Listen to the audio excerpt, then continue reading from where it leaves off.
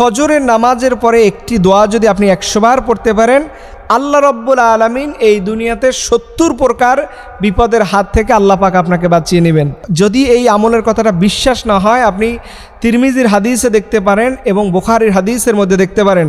আল্লাহর নবী তিরমিজির 3601 নম্বর হাদিসের মধ্যে বলেন এবং বুখারী শরীফের হাদিসের মধ্যে এসেছে, আল্লাহ নবী বলছেন, যে বান্দা চাইবে সকল প্রকার বিপদ থেকে বাঁচার জন্য সে যেন নিয়মিত ফজরের নামাজের পরে এই দোয়াটা পড়ে। অনেকে বলবেন, হুজুর আমি যে কোনো সময় পড়ব, তবে মনে রাখবেন ফজরের পরে দোয়া কবুলের একটা গুরুত্বপূর্ণ সময়। এই সময় নবী আলাইহিস সালাম তিনি যেখানে নামাজ পড়তেন ওই জায়গাতে বসেই তিনি আল্লাহর কাছে দোয়া করতেন।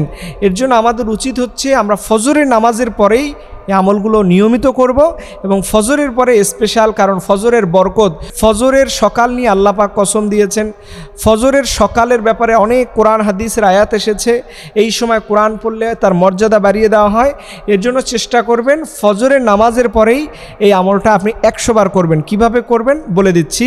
আল্লাহ নবী শিখিয়েছেন, লা হাওলা ওয়ালা কুওয়াতা ইল্লা বিল্লাহ, লা মালজা ওয়ালা মানজা মিনাল্লাহি ইল্লাল্লাহ। এই দোয়াটা পড়বেন, দেখবেন আল্লাহ রব্বুল আলামিন আপনাকে যাবতীয় 70 প্রকার বিপদের হাত থেকে আল্লাহ পাক ওই দিন আপনাকে বাঁচিয়ে নেবেন।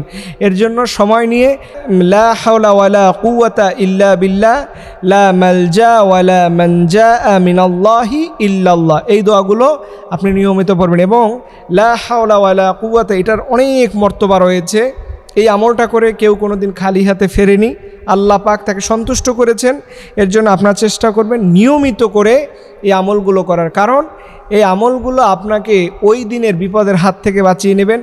ওই দিনের যত বরকত আল্লাহর পক্ষ থেকে আসার কথা ছিল সে বরকতগুলো আল্লাহ দান করবেন, যাবতীয় চাওয়া পাওয়াগুলো পূরণ হবে।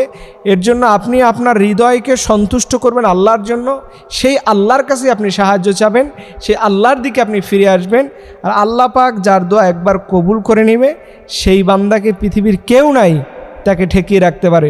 এর জন্য আমরা নিয়মিত করে এই আমলগুলো করি। আল্লাহ রব্বুল আলামিন যেন আমাদেরকে যাবতীয় সকল প্রকার বিপদের হাত থেকে, সকল প্রকার সমস্যা থেকে আল্লাহ রব্বুল আলামিন যেন মুক্তির ব্যবস্থা করেন।